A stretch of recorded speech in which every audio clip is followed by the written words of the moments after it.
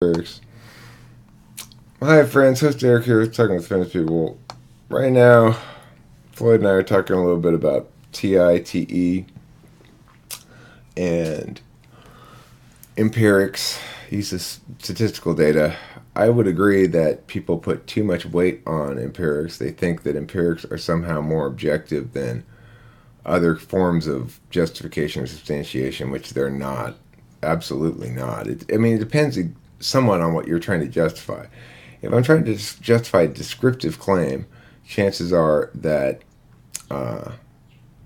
empirics are of some value. If I'm trying to justify a predictive claim or a normative claim, that is to say, one that says what ought to be done rather than what will happen, which is predictive, or what is, which is descriptive, the other kind is prescriptive. What one ought to do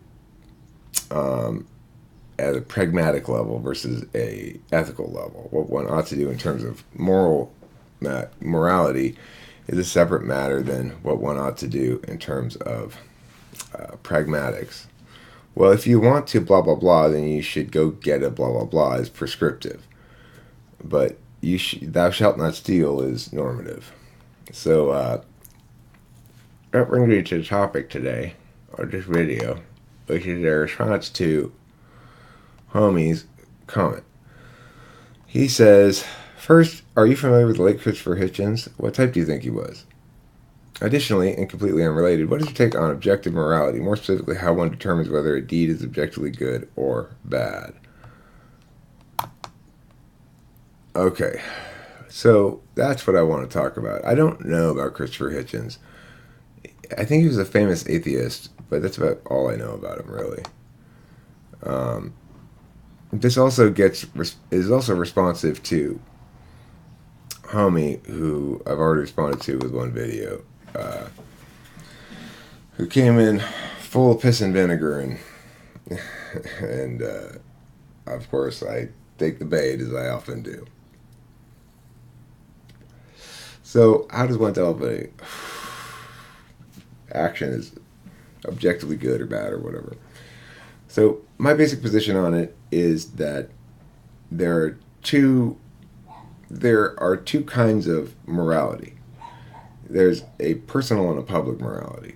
So the universal aspects of morality, which are logically deducible and which do not require any sort of transcendent metaphysics or magical thinking, is basically the negative side of rights. So that which is universal in terms of its moral prescription or its normative prescription is going to be universal insofar as it says that which is forbidden. We can determine what is morally prohibited, and it's a universal moral law, and those who violate it are objectively immoral. To the extent that that status it conveys any other sort of thing is not relevant. But regardless, so and the rule is very simple. It's just one of transgression. It's the logical extrapolation from property rights and the understanding that you own your own body. It's logically deducible from the reality that ownership exists in the world and the realities of how ownership is legitimized or how it can be legitimized. It's the most preferable of all normative schemes in terms of universality. It doesn't withstand absolutely perfectly against all hypotheticals, but it certainly provides the foundational universal morality that ought to underpin public policy everywhere in the world. However, a much more challenging question is one of positive actions. To say that which is morally required that one do, because on a universal level, inaction is never considered wrong. So if you see a child drowning and you just get out a new suit and you go, I don't want to get my suit wet, and you let the kid die, well, then there's nothing wrong with that according to the universal objective morality, that you've not done anything evil or ill-intentioned or whatever because you didn't do anything. So you can't be guilty of a wrongdoing. Wrongdoing implies doing, right? So, and yet most people would say that guy has committed a sin of some sort. And this is the thing. Rationalists tend to get very fussy when we start using magical thinking language like sin or anything referencing religion or whatever. Wickedness. There's an attachment in a lot of people to the notion that morality is subjective, that relativism wins the day, that there's no way to determine which morality is preferable, so blue. Well, that's only true of positive moral prescriptions. It's not true of negatives. So, we can determine logically that it's always wrong to transgress, to violate the rights of another, the negative rights of another, because a right we can define as that which confers a duty upon another. Positive rights are attained contractually between two entities. So it's like if I go to the McDonald's drive-thru and I pay at the first window, I have a contractual positive right now to receive my food at the second window. That's very different than a negative right, which means everybody has a positive moral duty to not transgress against me, to not rob me while I'm in line, to not come up and shoot me in the head, to not steal my food as the person hands it out the window to me or whatever. So that's the first. You got to understand what rights are, and that's how we define right. And the reason we define it that way is because that's what it means. And things that are often referred to as rights, like privacy, is not a right. Privacy is a state of affairs that one can attain via property rights. So because I have possession of this house, I don't own it, I rent, but because I've paid for property rights for a month of this house, I can attain privacy within it by going into the bathroom, closing the doors or something. And so I have property rights to the house that can't be transgressed upon. You can't come into my house against my will and stand in the bathroom and look at me poo or something. But that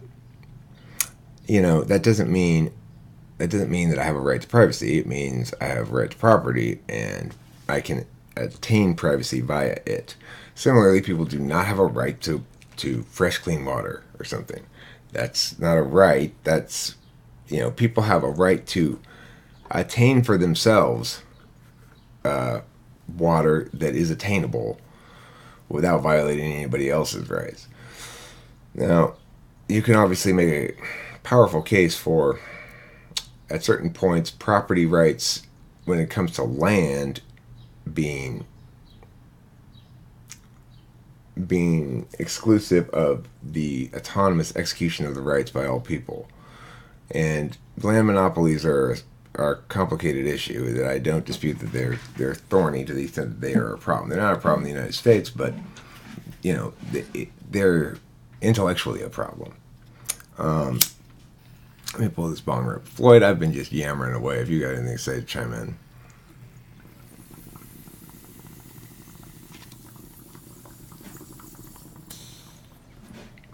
All right.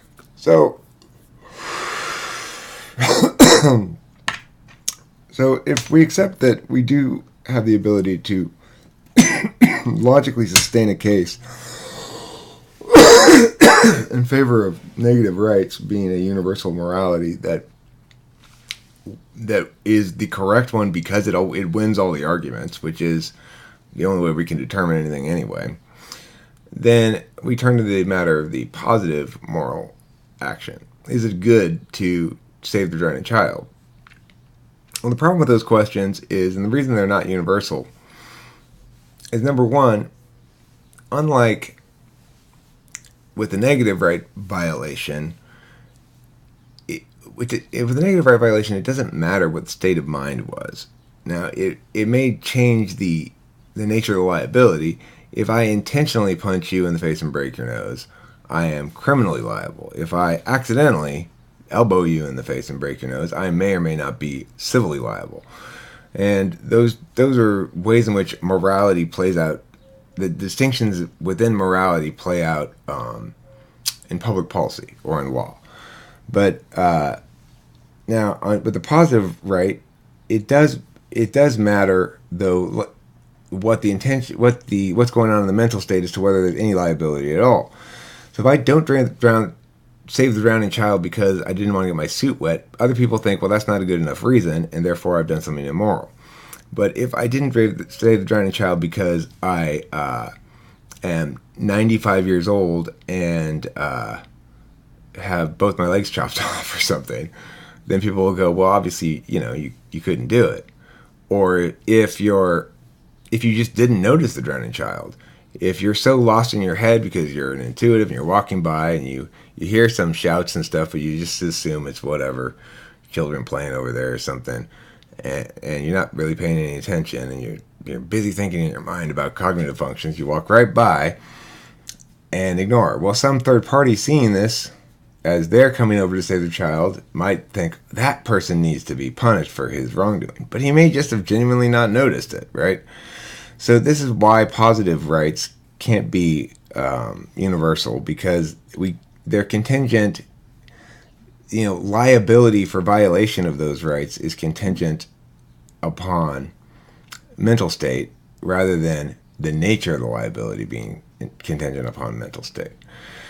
The classic deontological example for the distinction, or something like the distinction, is the train tracks, where there's a train that's gonna hit these 5 workers that are on the track, that are trapped there on the track, and there's a guy, and he could switch the tracks, and if he does switch the tracks with his track switcher, it'll go onto the other track where there's one guy that'll be killed. Now, most people would say it's okay for him to switch tracks and that one guy to be killed, but that if the situation is instead he has to push a very fat man onto the tracks in front of the train, and that will stop the train in time and save the 5 people, that's not okay. And the reason is because of the deontological imperative, which states that you shouldn't use another person as a means to an end, but treat them rather as an end in themselves. So that reality then necessarily precludes treating ourselves as a means to an end. We can't know for sure whether we have a moral obligation to act except through understanding our own holistic and complete value as ends in ourselves, and then we'll necessarily respect the equivalency of the other. Something like that. I mean, obviously, if I were in that situation, I'd want to save the drowning child. I'd want to save the drowning child for lots of reasons. Somewhere on that list would be knowing that I'd feel guilty if I didn't. Somewhere on that list would be, hey, I might get some hero points. Somewhere on that list might be, I feel anxiety about this moment. I've got to resolve it because I'm just so anxious about this phenomenon occurring near me. And then somebody might say, well, what if you save the drowning child, it turns out to be Hitler? It turns out to be that guy who ate people. What's his name? That serial killer. I don't know what his name is. Anyway, well, you can't anticipate that. So deontology makes a distinction between foreseeability and intentionality. So in the first case of the train, you switch the tracks, it's foreseeable that the one person dies, but it's not intentional. In the second instance, it's intentional and therefore immoral. The intentionality and foreseeability issue is there as well with positive rights, but we can't ascertain it in a way that gives us any rules. We can only provide standards. And the distinction between rules and standards is, a rule is something like you can't drink until you're 21 years old, and a standard is something like you can't drink until you're mature enough to drink. There has to be an adjudicator making the decision as to whether or not a given thing meets the standard, whereas presumably anybody can make the decision about whether something meets the rule. And it won't involve the individual's judgment at all. So deontology provides us a rule, that we can check against. Are you using another person as a means to an end? Or are you treating them as though they were an end in themselves? And if the former, then we've done something wrong. And if the latter, we haven't. It doesn't say we've done something right. Doing something right, that question, as indicated, is it's going to be particularist. It's going to be contingent on the specifics of the situation. So, bye, Floyd. That's the answer to the question that I have. I would say it's important that as a world, we start using the word rights correctly. I see all these headlines on Google News yesterday where it says, big win for privacy rights. Oh, there are no privacy rights. And, the right to health care. There's no such thing as a right to health care. There's entitlement to health care, perhaps. We can use that term, which is a real word that people can choose to use that means something specific. Entitlements are things that people feel as though the government should give you. And sometimes the government does. This country has some entitlements. Other countries have even more entitlements. So,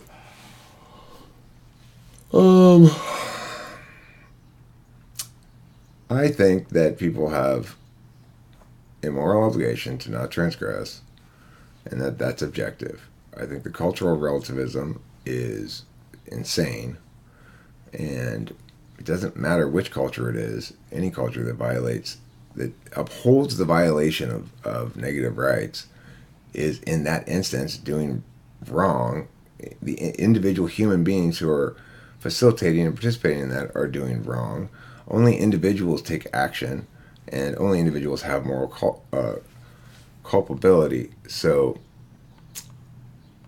that's one of the other problems, is that people think that somehow that groups are responsible for things. But groups can't be responsible, and we'll never solve the evil of groups until we eliminate the notion that somehow one can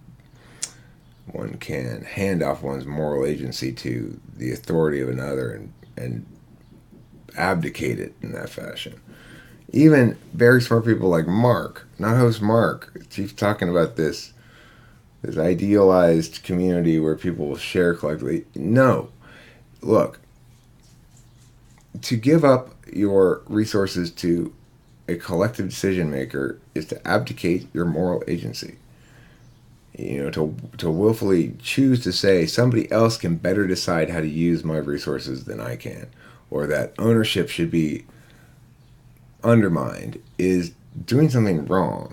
It's not just wrong, it's bad. So, and it's not just bad, it's wrong. So, it's both. Anywho, that's the answer to your question. So how do you get to know what your positive moral obligations are? That requires magical thinking. I would recommend God. If you don't like God, then, I don't know, how about gods? You could choose multiple gods. You could have the God of whatever. I'm a member of many churches. I'm the archpastor of Elohorianism. I'm the head founder guy of God's Big Heaven Church.